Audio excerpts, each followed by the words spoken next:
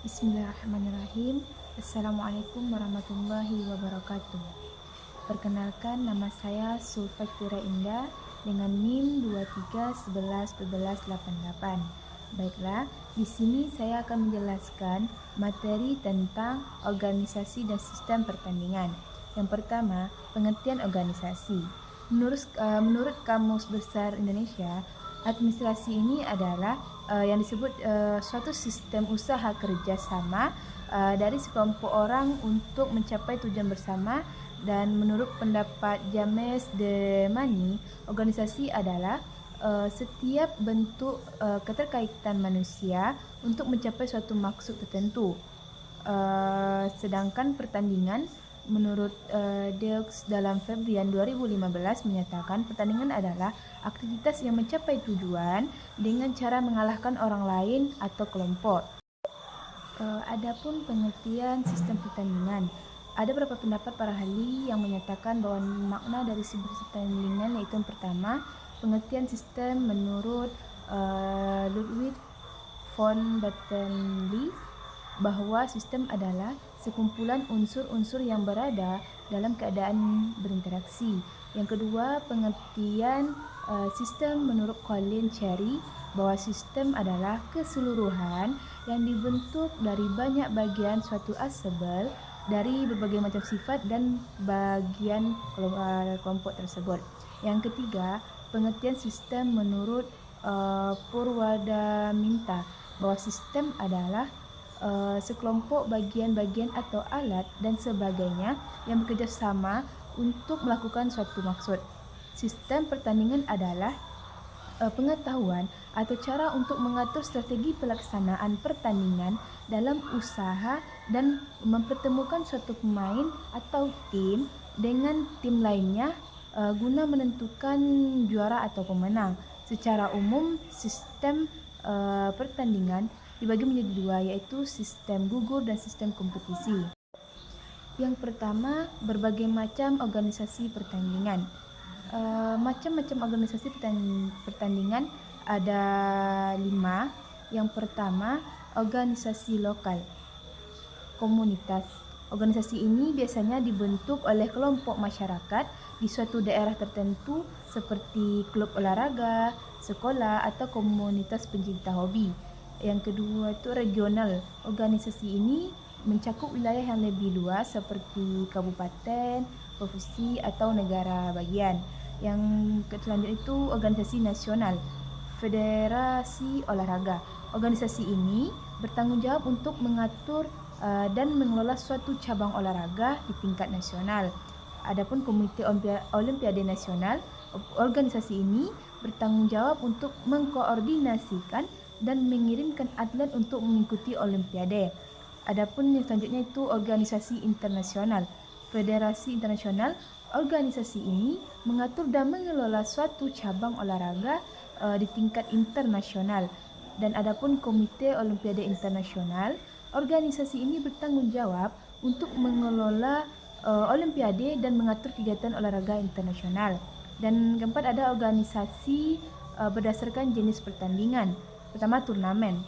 Organisasi ini mengelola turnamen yang biasanya berlangsung dalam waktu singkat dengan sistem gugur dan round robin. Yang kedua, liga. Organisasi ini mengelola kejuaraan yang biasanya merupakan kompetisi tingkat tinggi dengan peserta yang telah lolos kualifikasi. Yang ketiga itu kejuaraan.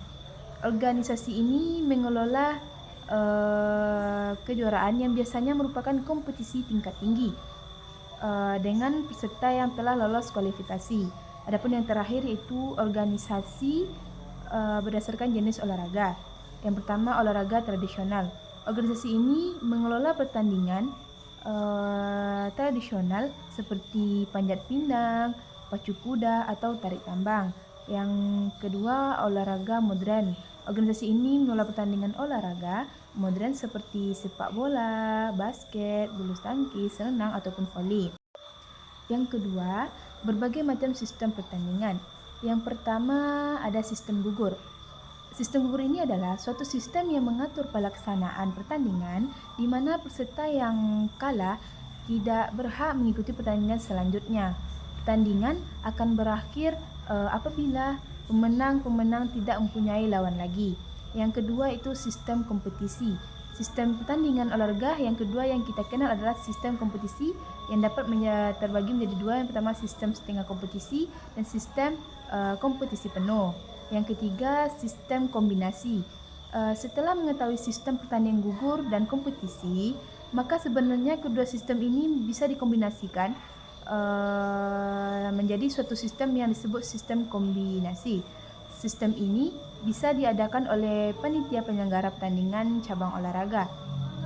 Yang sistem kombinasi ini menggabungkan dua sistem menjadi satu dengan tujuan yaitu untuk lebih meningkatkan daya tarik yang diselenggarakan atau beberapa pertandingan yang tentu saja sebelumnya telah disepakati oleh pihak penyelenggara dengan peserta.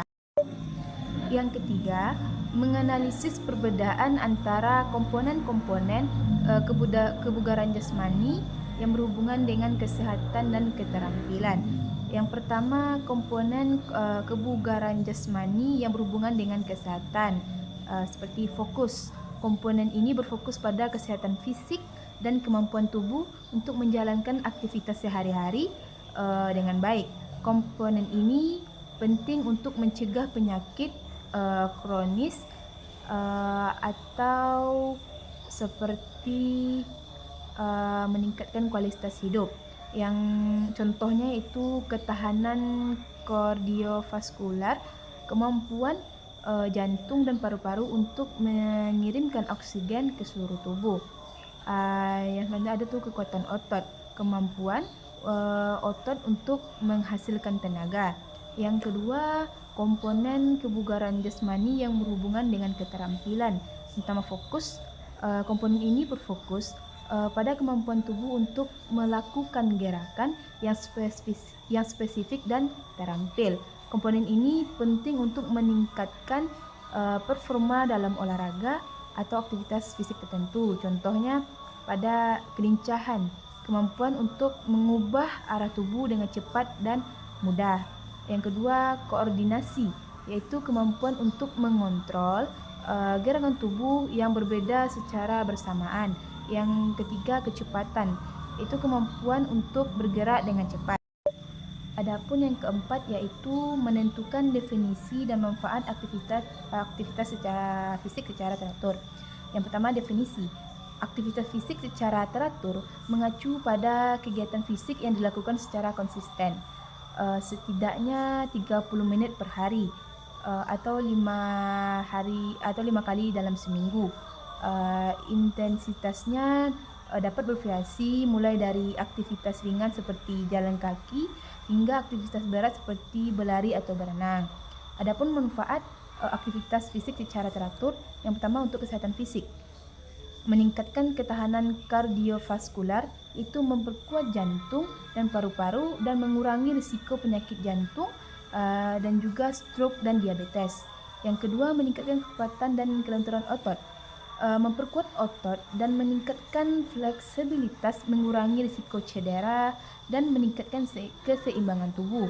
Yang ketiga yaitu menjaga berat badan. Membakar kalori, mengurangi risiko obesitas dan membantu dalam manajemen berat badan. Adapun hanya itu kesehatan mental.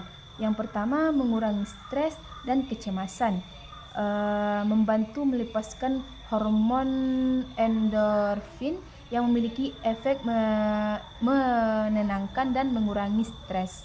Yang ada selanjutnya itu meningkatkan mood, yaitu membantu meningkatkan suasana hati dan mengurangi risiko depresi. Dan selanjutnya meningkatkan kualitas tidur. Ini membantu mengatur siklus tidur dan meningkatkan kualitas tidur. Adapun manfaat lainnya yaitu meningkatkan kualitas hidup. Meningkatkan kualitas hidup secara keseluruhan dengan meningkatkan kesehatan fisik dan mental, dan meningkatkan keterampilan sosial, yang mana memberikan kesempatan untuk berinteraksi dengan orang lain dan membangun hubungan sosial. Dan selanjutnya itu meningkatkan keterampilan motorik, yaitu meningkatkan koordinasi, keseimbangan dan keterampilan motorik lainnya. Adapun yang terakhir yaitu menganalisis berapa banyak aktivitas fisik yang direkomendasikan bagi orang dewasa.